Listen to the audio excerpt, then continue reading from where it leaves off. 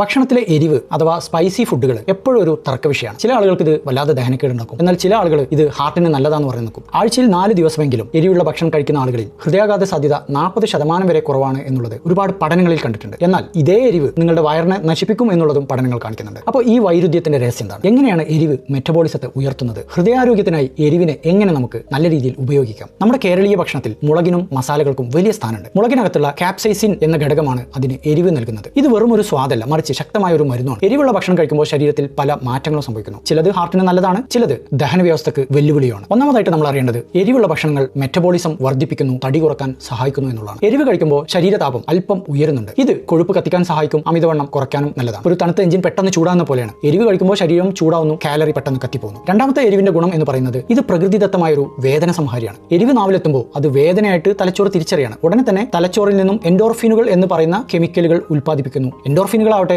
വേദന കുറക്കും, മാനസിക സമ്മർദ്ദം കുറക്കും. മൂന്നാമത്തെ മെച്ചം എന്ന് പറയുന്നത് മുളകിലുള്ള ഘടകങ്ങൾ ചീത്ത കൊളസ്ട്രോളായ LDL കുറക്കാനും അതുവഴി രക്തധമനികളുടെ തടസ്സം ഒഴിവാക്കാനും സഹായിക്കുന്നു. രക്തധമനികളുടെ അഴുക്കൊക്കെ കഴുകി കളയുന്ന ഒരു ക്ലീനറെ പോലെയാണ് കാപ്സൈസിൻ എന്ന മുളകിലെ അംശം. ഇതുവരെ പറഞ്ഞ 3 ഘടകങ്ങൾ എരിവിന്റെ മെച്ചങ്ങളാണെങ്കിൽ ഇനി ഞാൻ പറയാൻ പോകുന്ന 3 എരിവിന്റെ ദോഷങ്ങളാണ്. അതിൽ ഒന്നാമത്തത് അമിതമായ എരിവ് വയറിലെ ആസിഡ് ഉൽപാദനം വർദ്ധിപ്പിക്കും എന്നുള്ളതാണ്. ഇത് നെഞ്ചരിച്ചിലിനും വയറ്റിൽ പുണ്ണുകൾ ഉണ്ടാവുന്നതിനും കാരണമാവും. പ്രത്യേകിച്ചും രാത്രിയിൽ എരിവ് കഴിക്കുന്നത് ഉറക്കത്തെ ബാധിക്കും. രണ്ടാമത്തെ പ്രശ്നം അമിതമായി എരിവ് കഴിക്കുന്നത് ഹൃദയമിടിപ്പ് താൽക്കാലികമായി വർദ്ധിപ്പിക്കും എന്നുള്ളതാണ്. ഹൃദ്രോഗമുള്ളവർ പെട്ടെന്ന് കടുത്ത എരിവ് കഴിക്കുന്നത് ഇതുകൊണ്ട് തന്നെ ഒഴിവാക്കിയേ മതിയാവും. ഇനി എരിവ് കഴിക്കുമ്പോൾ നമ്മൾ ശ്രദ്ധിക്കേണ്ട കാര്യങ്ങൾ എന്തൊക്കെയാണ്? ഒന്നാമത്തത് ആഴ്ചയിൽ 3-4 തവണ മിതമായുള്ള എരിവ് കഴിക്കുന്നത് ഹൃദയത്തിന് വളരെ നല്ലതാണ്. എന്നാൽ അമിതമായിട്ടുള്ള എരിവ് ഒഴിവാക്കുക. രണ്ടാമത്തത് അത്താഴ സമയത്ത് കടുത്ത എരിവുള്ള ഭക്ഷണം കഴിക്കുന്നത് ഒഴിവാക്കുക. രാത്രി എരിവ് കഴിക്കുന്നത് ദഹനക്കേടിനും നെഞ്ചരിച്ചിലിനും കാരണമാവും. മൂന്നാമത്തത് എരിവ് അധികമായാൽ വയറ്റിലെ അസ്വസ്ഥത കുറക്കാനായിട്ട് തൈരോ പാലോ ഉപയോഗിക്കുന്നത് നല്ലതാണ്. പാലിലെ കസീൻ എരിവിനെ നിർവീര്യമാക്കും. നാലാമത്തത് പറ്റുമെങ്കിൽ പച്ചമുളകിനേക്കാൾ കൂടുതൽ കുരുമുളക് ഉപയോഗിക്കാൻ ശ്രമിക്കുക. ഇത് ഹൃദയാരോഗ്യത്തിന് കുറച്ചുകൂടെ നല്ലതാണ്. അഞ്ചാമത്തത് വയറിൽ അൾസർ, ഗ്യാസ്ട്രൈറ്റിസ് അതുപോലെ പൈൽസിന്റെ പ്രശ്നമുള്ളവർ ഒക്കെ എരിവ് ഡോക്ടറുടെ നിർദ്ദേശപ്രകാരം മാത്രം ഉപയോഗിക്കുക. ആറാമത്തത് എരിവുള്ള ഭക്ഷണങ്ങൾ നല്ല കൊഴുപ്പുകൾക്കൊപ്പം എന്ന് വെച്ചാൽ നെയ്യ്, ഒലിവ് ഓയിൽ ഇതിന്റെ കൂടെ കഴിക്കുന്നത്